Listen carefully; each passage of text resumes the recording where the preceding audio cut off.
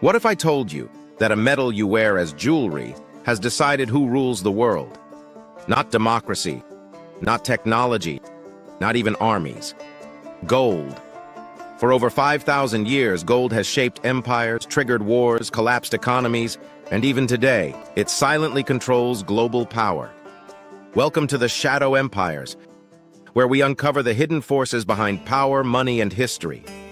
Because the real game is never visible. The first power in ancient Egypt, gold was not money. It was something far more powerful. Egyptians believed gold was the flesh of the gods, eternal, divine, untouchable.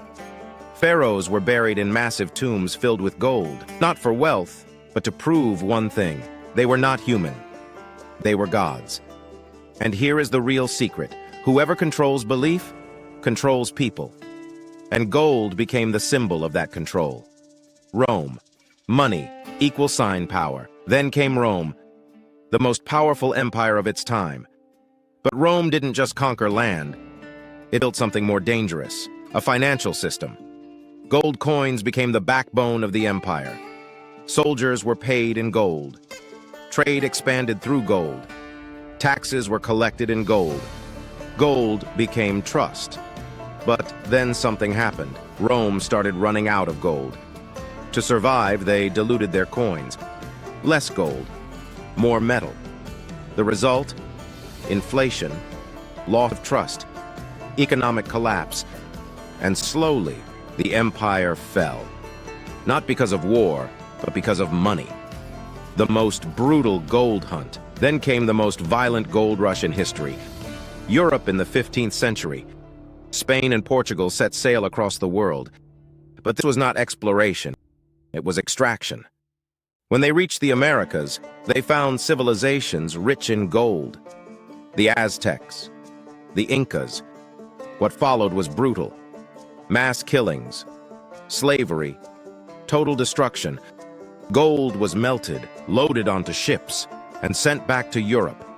Spain became the richest empire on earth, almost overnight.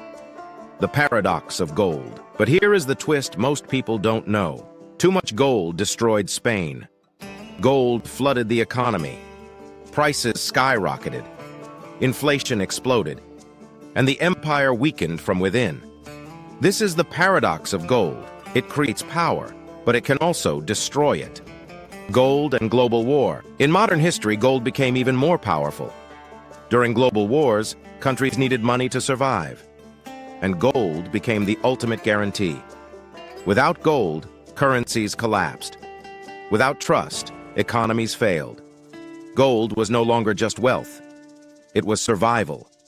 The system that ruled the world. In 1944, the world changed forever.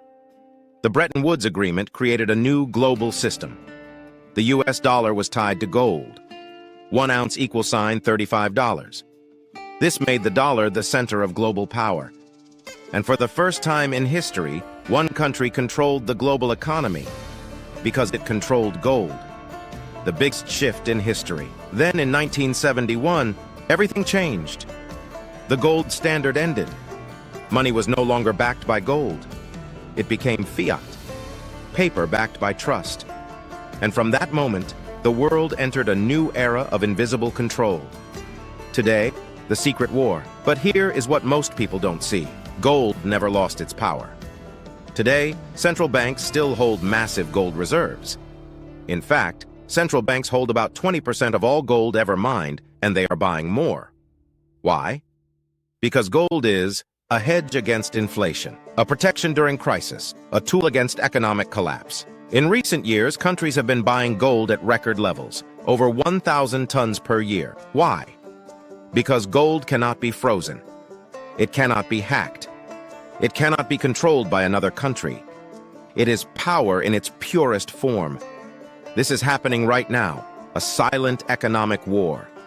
Countries reducing dependence on the dollar, building gold reserves, preparing for the next global shift.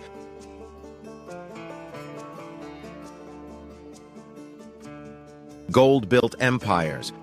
Gold destroyed civilizations. And today, it still controls the balance of power. The real question is, who controls gold now? And what happens when the system changes again? This is the Shadow Empires. Subscribe, because the truth behind power is never shown to you.